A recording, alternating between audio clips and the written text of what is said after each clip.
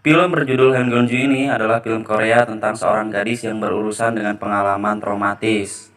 Sementara dia berjuang dengan kecemasan dan rasa malu. Semua orang di sekitarnya menyalahkan dia atas masalahnya. Mari kita lihat bagaimana ceritanya. Dimulai dengan Gonju, seorang siswi yang sedang ditanya oleh orang dewasa tanpa prihatin, tapi dia mengklaim bahwa dia tidak melakukan kesalahan. Pada akhirnya, ia dikawal oleh seorang guru bernama Mr. Lee yang meminta dia untuk berkemas barang-barangnya. Gonju dipindahkan ke sekolah dan Lee mengantarkannya ke sana. Lee berbicara dengan kepala sekolah baru untuk memindahkan Gonju ke sana. Dia juga memberi Gonju telepon yang tidak memiliki internet dan hanya memiliki 2 kontak. Dia tinggal dengan ibu Lee sampai dewan sekolah menemukan tempat untuknya. Nyonya Chu adalah pemilik toko kelontong yang merupakan wanita dingin. Nyonya Chu tidak ingin Gonju di rumahnya. Ia percaya bahwa Gonju telah melakukan sesuatu yang salah untuk dipindahkan seperti ini. Pada akhirnya, Gonju menemui sekolah barunya. Setelah hari pertamanya, Gonju mulai membantu di sekitar toko dan Nyonya Chu menjadi lebih baik terhadap Gonju. Gonju sudah memiliki lingkungan baru dan dia berjuang untuk beradaptasi sepanjang waktu. Dia mengunjungi warnet untuk mencari alamat online di salah satu kafe. Beberapa anak laki-laki menjadi keras dan gaduh. Ini memunculkan beberapa kenangan traumatis untuk Gonju yang mulai mengalami kilas balik. Dia melihat sahabatnya Walke dan teman sekelasnya Don Yun. Don Yun adalah putra tokoh pemilik tempat Gonju bekerja. Ayah Gonju bekerja di luar kota, jadi dia kebanyakan sendirian di rumah. Suatu hari ketika Gonju bekerja, Don Hyun datang dan bertanya di mana ayahnya. Setelah mengetahui bahwa ayahnya tidak ada di toko, Dong Hyun mengambil beberapa botol minuman keras dan beberapa makanan ringan. Rupanya Don Hyun terus-menerus diintimidasi oleh beberapa anak laki-laki yang lebih tua. Suatu malam ketika Gonju kembali ke rumah Walok dan Dong Hyun ada di sana bersama dengan banyak teman laki-laki. Don Hyun dan mereka minum. Setelah beberapa saat, Wok pingsan dan orang-orang melakukan hal yang tidak pantas padanya. Jadi Gonju meminta semua orang untuk meninggalkan rumahnya. Dia juga meminta anak laki-laki untuk berhenti memilih Dong Hyun.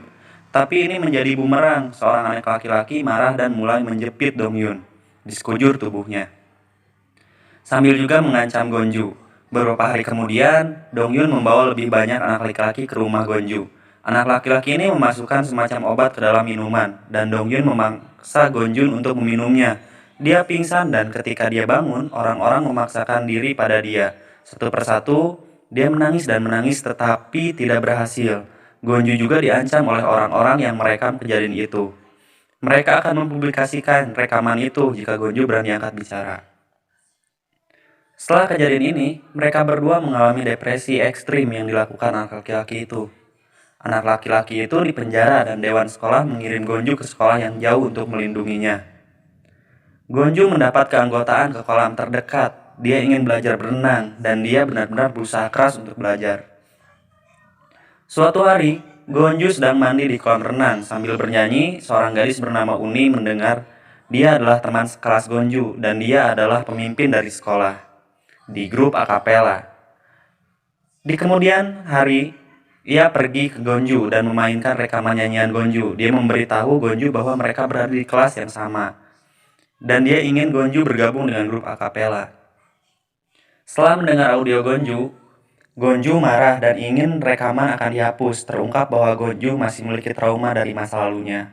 Uni mulai pergi setelah mendengar tanggapan Gonju, tapi Gonju meminta bantuan Uni. Gonju menggunakan telepon Uni. Uni menemukan lokasi dan mereka berdua naik bus ke lokasi itu. Saat bus berjalan menuju tujuan, sendirian lokasinya adalah toko tempat ibu Gonju bekerja. Melambai Gonju pada ibunya, tapi dia tidak senang melihat Gonju. Dia menelepon ibu Gonju bahwa dia menikah lagi dan dia tidak ingin ada hubungan dengan dia. Setelah itu Gonju itu pergi dengan suami barunya. Saat itu Gonju melihat bahwa Uni mendengar percakapan mereka. Uni meminta maaf dan meninggalkan Gonju sendirian. Namun Gonju tetap, dan ketika suami ibunya menutup toko, dia pergi ke sana dan memecahkan barang-barang.